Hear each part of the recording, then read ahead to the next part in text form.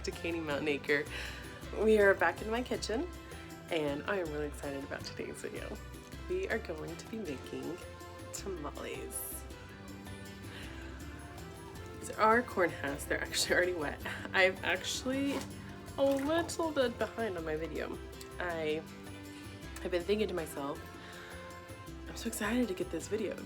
And I'm like doing my prep work for it, like starting things to get it started because tamales are a process. And then just while I was like, wait a minute, I should be videoing this. So let me get you caught up on it and then, we'll carry along. First of all, you're gonna buy dried corn husks. These are already droopy because I have them soaked in hot water. But you get your bag of dried corn husks and you're gonna soak them in hot water for at least a couple of hours because you want them to soften up. These are already softening up really quickly. But I'm going to let them soak for at least another hour or two probably. Hot water, you put a bowl like this on top or something, just kind of hold them down as much as possible. Of course I still have these that are coming up the sides because this isn't covering it all. And over here, because I am making pork tamales, I am making a red sauce for them. So this is the part that I forgot to video to begin with. These chilies, actually, you buy them dried. These are New Mexico chili pods. Different people have used different recipes. This is what I'm doing today. So when you start out, you get your chili pods. You're going to devein them and de-seed them. As you can see, they're empty on the inside. You can see they're kind of hollow. Devein them, de-seed them, wash them off, and then put them in just water. And I have a third of an onion here, a third of a white onion. I'm going to cook that down.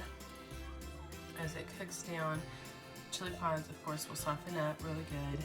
And then a lot of that color will kind of come off of it. I'll show you as they're cooked down. We'll be transferring it to a blender and adding salt and some garlic to it when it's ready. All right, so this is probably not the 100% authentic way. I know it isn't. But I'm using things I have instead of going to find extra stuff. So, using Maseca,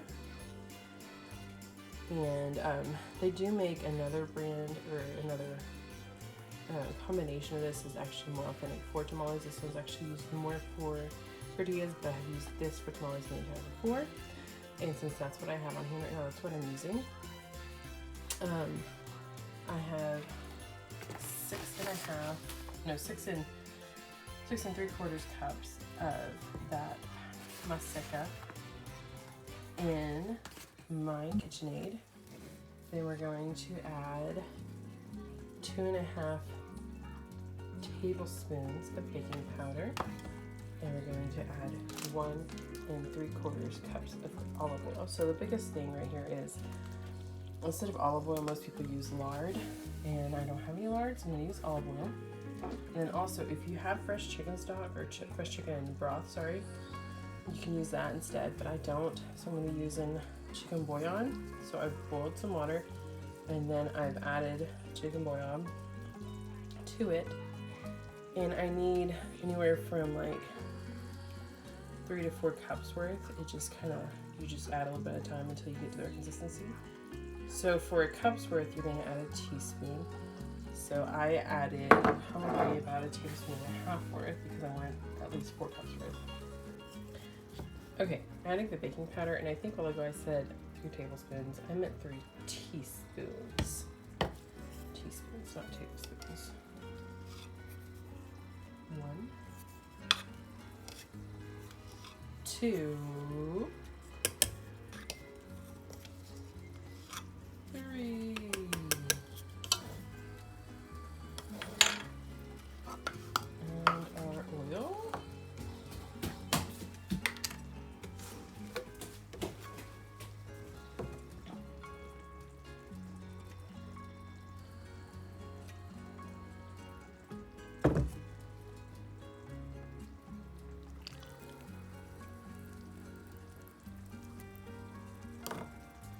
Do 1 3/4 cups of oil. So, right there. Mix this up first, and then you add your chicken stock or chicken broth hot because it helps it. adapt that flavor better and like kind of absorb it better, I guess. And then at the very end, you can add salt to taste. I say at the very end because it all depends on how much salt your chicken stock has, how salty it is. So you'll taste a little bit and then add salt as needed.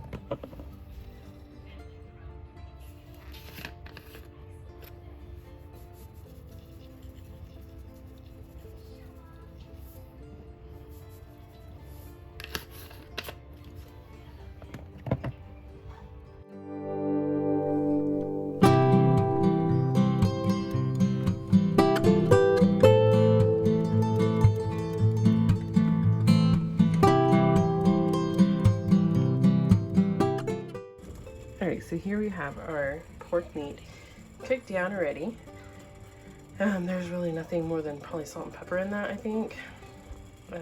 We cooked it down. I'm going to set this little sieve or big sieve over top of it.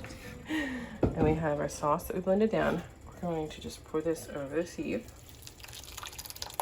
We don't really want all the pulp in there, we just want a sauce.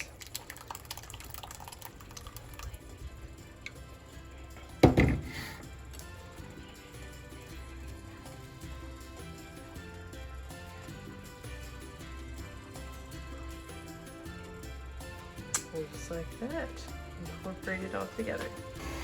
Once your tamale has to have soaked for a couple hours in really hot water, you're just going to lay them out on a clean towel, and not necessarily to dry, but to kind of drip dry, just get any excess moisture off, because you still want them to remain soft, so you don't want them to dry out.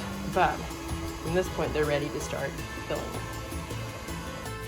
All right.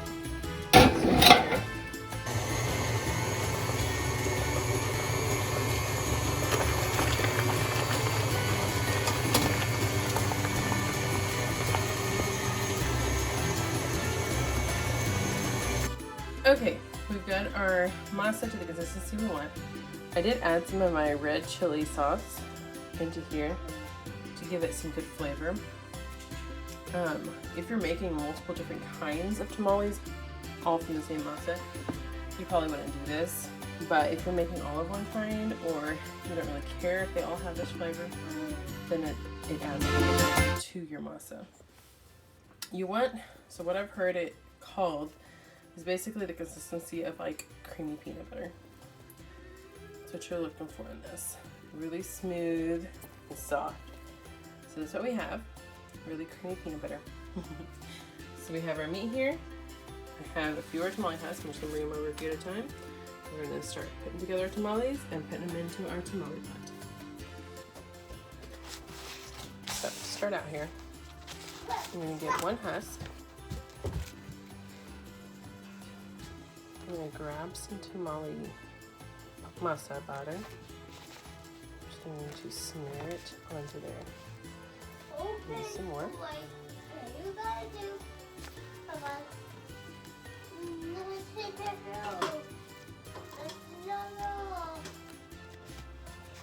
This part is probably some of the most consuming part of making a tamale because you have to do this for every single tamale.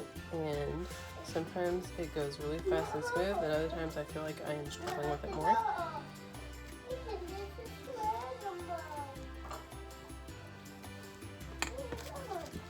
This is basically what I usually do. You're gonna go about halfway up on your tamale husk, or a little bit more than halfway up. And then I don't usually, if I have a big enough tamale piece anyways, I don't usually cover the whole thing because this will be on the outside. So like this.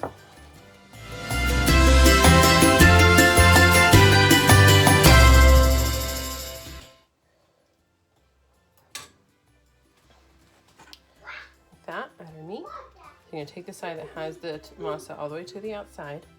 You're going to fold that over, clamp it down, roll it, and then fold over this end that didn't have any of the masa. And there's your tamale. Let's set that to the side for a minute and start on the next one.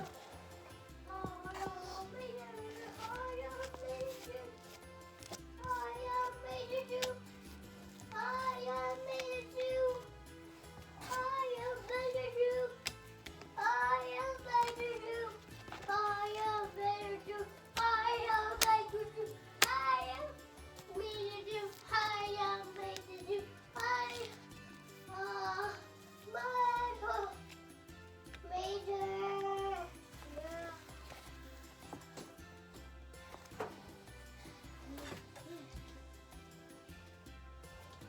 Take it.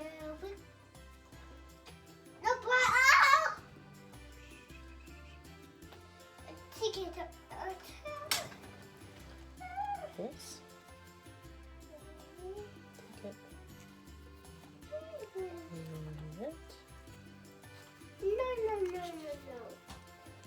Just like this. Yes, I do. So this right here is how you're going to arrange them. You're going to lay them flat on the bottom, facing up. The open edge facing straight up. These steam, so you put water in the bottom of the pan.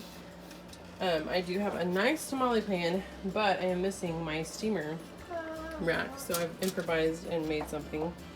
Hopefully it'll work right. My steamer rack is actually at my sister-in-law's house. You're gonna do this, set your heat to high, make sure you have plenty of water in the bottom, and it's gonna take a good hour at least to do.